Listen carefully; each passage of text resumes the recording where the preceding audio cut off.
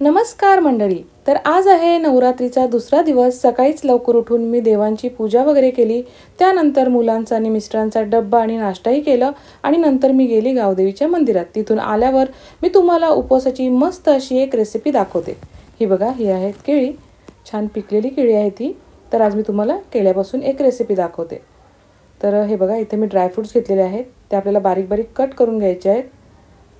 आता मी ही जी रेसिपी बनवते त्याच्यासाठी मी ड्रायफ्रूट्स नाही वापरत, पण तुम्हाला दाखवायचं आहे म्हणून मी याच्यामध्ये ड्रायफ्रूट्स टाकते. कारण की बऱ्याच जणांना ह्यामध्ये ड्रायफ्रूट्स आवडतात, म्हणून मी हे ड्रायफ्रूट्स टाकत आहे.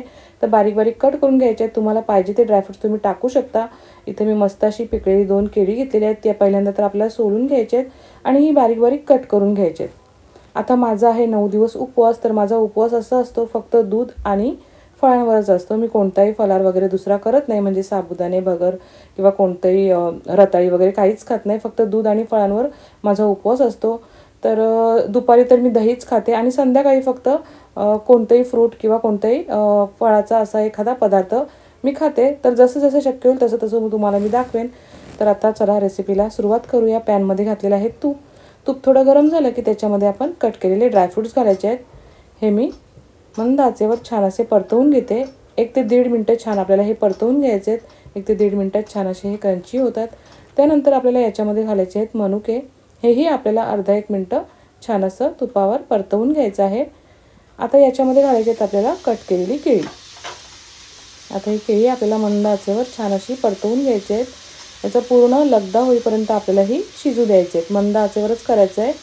2 ते 3 मिनटं लागतात हे छान लगदा व्हायला.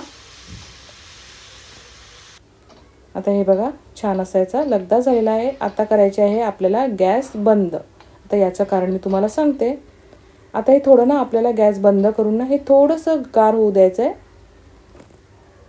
थोडं गार झालं की याच्यामध्ये रूम टेम्परेचरचंच आपल्याला दूध घालायचं आहे.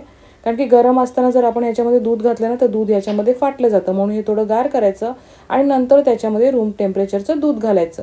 आता दूध तुम्ही कमी जास्त करू शकता. तुम्हाला पातळ पाहिजे असेल तर जास्त दूध घाला, घट्ट पाहिजे असेल तर कमी दूध घालू शकता. आता गॅस आपल्याला पुन्हा चालू करायचा आहे. तुम्हाला पाहिजे असेल तर तुम्ही याच्यामध्ये वेलची पावडर वगैरे घालू शकता. मला वेलची पावडर नाही आवडत म्हणून मी घातली नाही आहे. तर हे ना आपल्याला छान ढवळून घ्यायचं आहे. आता याच्यामध्ये आपल्याला घालायची आहे साखर. आता केळंही गोड असतं त्याच्यामुळे तुमच्या टेस्ट अकॉर्डिंग तुम्ही याच्यामध्ये साखर घालू शकता. छान असं ढवळून घ्यायचं. हे बघा, आता मस्त अशी आपली केळ्याची खीर तयार झालेली आहे. तर तुम्हाला आजची ही माझी केळ्याच्या खिरेची रेसिपी कशी वाटली? जर तुम्हाला आजची ही माझी रेसिपी आवडली असेल तर माझ्या व्हिडिओला लाईक करा, शेअर करा आणि अजूनपर्यंत जर तुम्ही माझ्या चॅनलला सबस्क्राईब किंवा फॉलो केलं नसेल तर माझ्या चॅनलला फॉलो, सबस्क्राईब करायला विसरू नका. धन्यवाद.